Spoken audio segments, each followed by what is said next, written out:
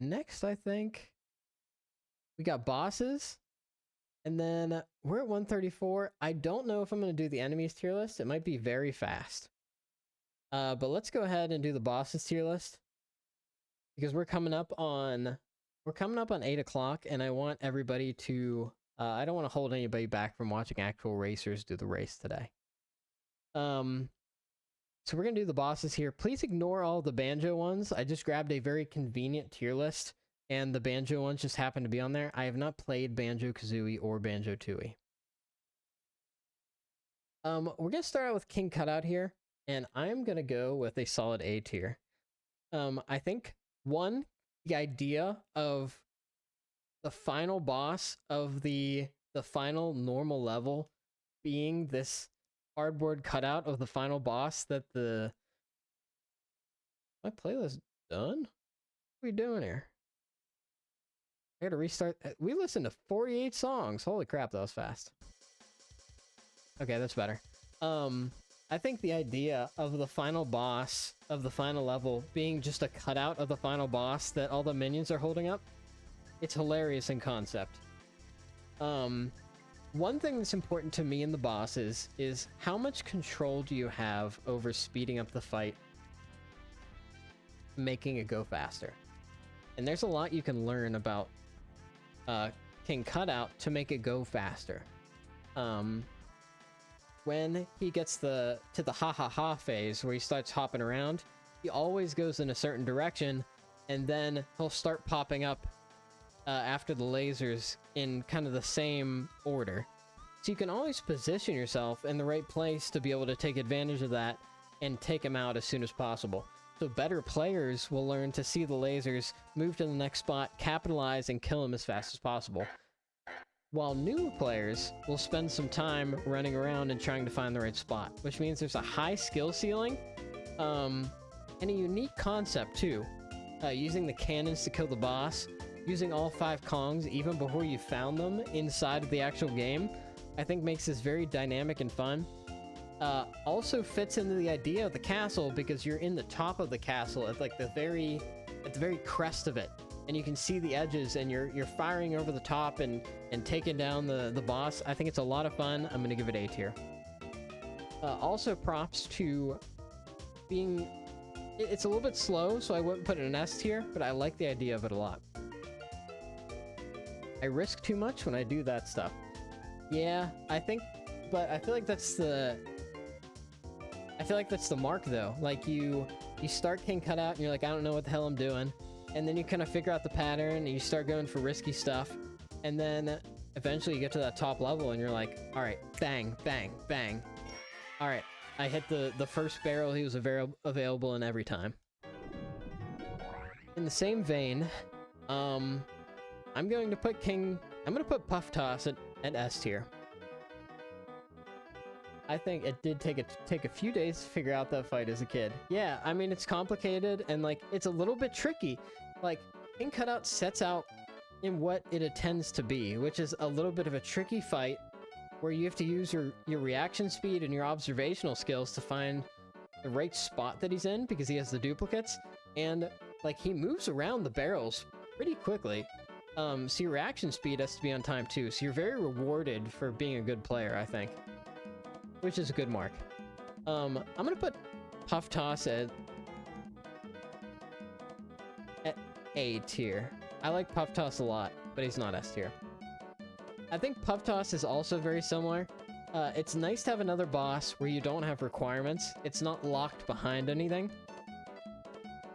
But there's a lot of ways to optimize this. And this is something I just worked through, personally. But when you first go through Puff Toss, and like, unless you really look into it, like you're just kind of circling and like hoping you find the right space and the right star to continue to take down the boss. But as you go in, you start to learn some little tricks, especially if you look at the actual like setup of the stars. On the last phase of Puff Toss, two sets of the stars pop up in the same place consecutively. And as a new player, that leads you to take an entire lap around the boss to try and find the thing, which makes the timer go down fast and wastes a lot of time. But if you're a very invested player, you can be rewarded for your diligence by just going to the same spot and waiting after you hit the star and memorizing the pattern. And I think that's a nice way to separate a good player from a new player. Again, in a randomizer, I feel like I did that up until I started with the randomizer. Yeah, it's just like you circle and circle and hope you find it. And in a randomizer, I think what's beautiful about DK64 randomizer is the fact that you see a lot of the best players winning over and over again. Despite the fact that you can find something in random places, like there is some equalizing factor, your wisdom and your skill largely dictates how you do in the game. And all of those micro optimizations, all of it adds up, and you can be a great player even with a high factor of luck involved. And I think that makes a very satisfying randomizer. It makes DK a lot of fun, I think. Next is the Armadillo rematch. I might give this a C tier. It's Armadillo, but it takes longer, and you gotta get hit by a giant missile. Anything in which I gotta sit through a bunch of cutscenes, in which I gotta get hit by something to make it go faster. Like, there's a little bit of a factor in which you can speed it up by getting hit by his attacks, but that doesn't feel satisfying. It doesn't make me feel like I'm a much better player because I got hit by his roly-poly-oly attack, you know?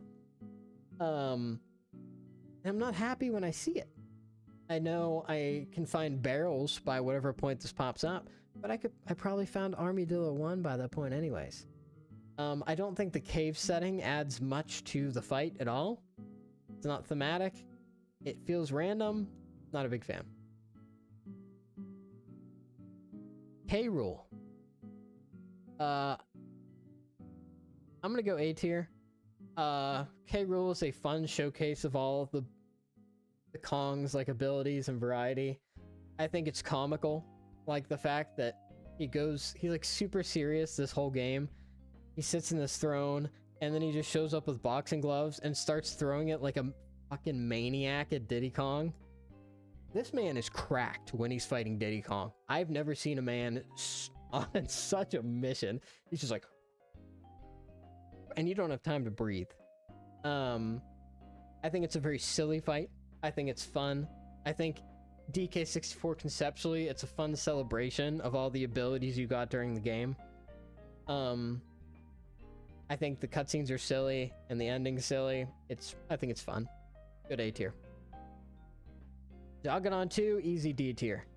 To sum my feelings up on this, it feels like when I'm playing Dogadon 2, I'm spending the whole time looking at cutscenes going, go, go, go. Because he's so dramatic. He just sits there in the cutscenes and he's like spinning around and he's like, Wah. And I just want him to go. It's another just like kind of generic barrel throwing one. It's like kind of neat to be hunky chunky and like punch them, but I don't think it adds that much. It feels like another step other than the first time you see it. It's one of the few bosses with multiple requirements, maybe the only one. Impossible to do that fight without damage. Yeah, and you get hit by the giant wave, and I don't think you can avoid that. So ultimately, like, do I ever want to see Dogadon 2? No. Armadillo 1. Very similar to Armadillo. Little nostalgic because it's the Japes boss and it's like the first boss you see. You don't have to get hit by the giant missile, so that's pretty cool. But it's largely the same thing. It's like another barrels boss, and it's like, that's fine, I guess. I just don't really care about it too much. I think Armadillo is like kind of cool looking, and he goes, and that's fine. You need barrels for it, so you know you can find barrels before it, but that's really it. Mad Jack's S tier. Going through the stream again, I think the number one thing that really best boss, yeah. One, as a kid, Mad Jack is difficult and terrifying. Like conceptually, this thing is like on your ass, and I think it's great. It's a a true exploration of PTT, Ponytail Twirl, to its like finest stretch. I think it's the only boss where the required move can be bypassed with skill. You can kick slide and jump over the platforms with incredible ability and dexterity and awareness of how the camera is going to spin on you to bypass the Ponytail Twirl requirement, and that makes you awesome. So I think the skill ceiling on Mad Jack in that case is beyond like anything. A little bit annoying when you have to, like, if the switch like just ends up on the other half of the platform or something like that. That can be a real pain. In addition, Mad Jack is voiced by Donald Duck's actual voice actor. So if it sounds like Donald Duck, that's because it's legitimate. That is Donald Duck. Everybody wants to see Mad Jack during a stream. And that's why I'm putting Mad Jack at S tier. Big fan. Everybody's excited. It's a fun skill challenge. It separates the good from the newer people. I think it's very cool.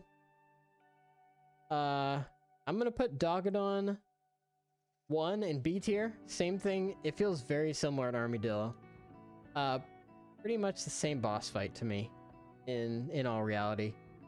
There's not a lot of difference here. You throw barrels, you dodge some stuff. What you don't have to deal with is like just the huge amount of cutscenes in that one like unavoidable attack from Dogadon 2. That's why I got Dogadon at B tier.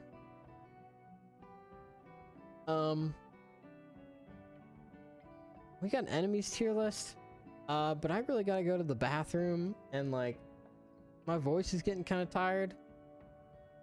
Who's on Twitch to like raid? I think I might. I'm gonna raid Kuiper, I think. Yeah. Anyways, that's the DK64 randomizer tier list on it, homies. Thank you so much for joining. There's a link to the Discord in the top if you want. I had a great time doing the stream. I'm gonna cut it up for a YouTube video, and that'll be a lot of fun. I like describing stuff, so that was good, and I'm glad so many people joined for it. That brought me a lot of joy.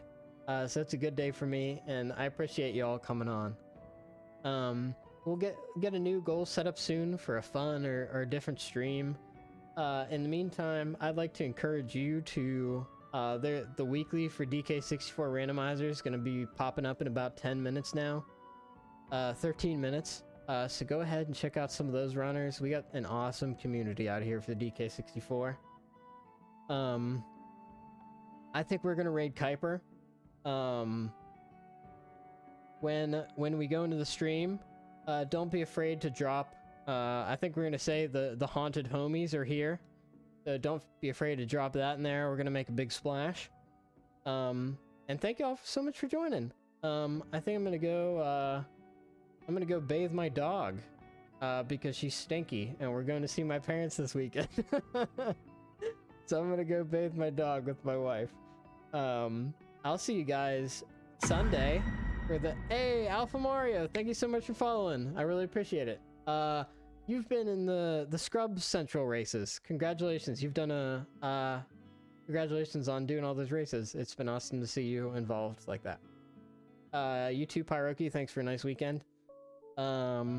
See you all Sunday at I don't know what time.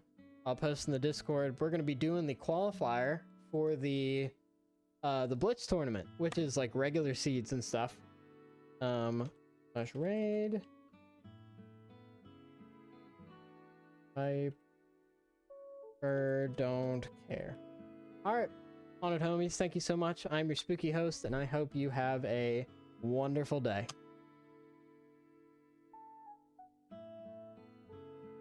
I'd be happy to have you.